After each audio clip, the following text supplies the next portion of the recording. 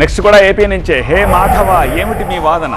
AP రాజకీయాల్లో తనదైన ముద్ర కోసం ప్రయత్నిస్తున్నారు BJP AP chief Madhav. Rayalaseema అభివృద్ధి విషయంలో బీజేపీ స్పష్టమైన వైఖరితో ఉందంటున్నారు ఆయన. పోలవరం వైఎస్ రాజశేఖర రెడ్డి వల్లే సాధ్యమైందంటున్నారు. ఈ వ్యాఖ్యలే ఇప్పుడు చర్చనీయాంశమయ్యాయి. రాయలసీమ పర్యటనలో ఉన్న బీజేపీ ఏపీ అధ్యక్షులు మాధవ్ అటు కూటమిని ఇటు వైసీపీని ప్రస్తావిస్తూ ఆసక్తికర వ్యాఖ్యలు చేశారు. కూటమిలో సీట్లు పదవులు పెరగాలి అనేది కార్యకర్తలు నేతల అభిప్రాయం. కానీ ఒక పాలసీ ప్రకారం ముందుకు వెళ్తున్నామన్నారు. కూటమి ప్రభుత్వంపై బీజేపీ ఎమ్మెల్యేల వ్యాఖ్యలు వ్యక్తిగతం. ఆదినారాయణ రెడ్డి విష్ణు వ్యాఖ్యలతో పార్టీకి సంబంధం లేదన్నారు. వాళ్ళ వ్యక్తిగతంగా చేశారు, ఆ విధంగా వాళ్ళ అభిప్రాయం.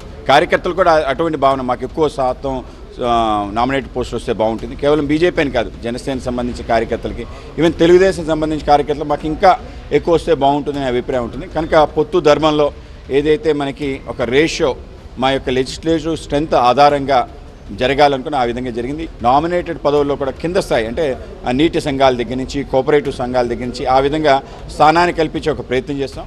3 రాజధానుల పేరుతో గత ప్రభుత్వం రాష్ట్రాన్ని నాశనం చేసిందన్నారు. వైసీపీ అరాచక పాలన అంతం చేయడానికే కూటమిగా పోటీ చేశామని, మరిన్ని పదవులు కావాలని పార్టీ కార్యకర్తలు కోరుకుంటున్నారని అన్నారు ఏపీ బీజేపీ అధ్యక్షుడు మాధవ్. అరాచక పరిపాలన ఉందో దానికి ఒక అంతం అందించాలనే ఒక ప్రయత్నంలో భాగంగా జనసేన, భారతీయ జనతా పార్టీ, తెలుగుదేశం కలిసి ప్రయాణం చేయడం జరిగింది. ఈ భాగస్వామ్యంలో ఉంటూనే పార్టీ ఎదగడానికి ఏ వ్యూహాన్ని మనం అవలంబించాలో ఆ వ్యూహాన్ని అవలంబించి ముందుకెళ్లాలని ప్రయత్నం చేస్తాం. కార్యకర్తలకు సంబంధించిన అంశాన్ని మీ పూర్తి స్థాయిలో దాన్ని వాళ్ళ మనోభావాన్ని ఏకీభిస్తూ వాళ్ళని కూడా సంఘటితపరిచి ముందుకెళ్ళడానికి, వివిధ పార్టీల్లో వాళ్ళకి స్థానాలు ఇవ్వడానికి, నామినేటెడ్ పోస్టులో కూడా కొంత అవకాశాన్ని పెంచే ప్రయత్నం తప్పనిసరిగా మేము చేస్తాం. రాయలసీమకు జరిగిన అన్యాయం మాటల్లో చెప్పలేంది. రాయలసీమ అభివృద్ధికి కేంద్రం కట్టుబడి ఉందన్నారు. రాయలసీమ ప్రాంతానికి జరిగిన అన్యాయం మాటలతో చెప్పలేంది.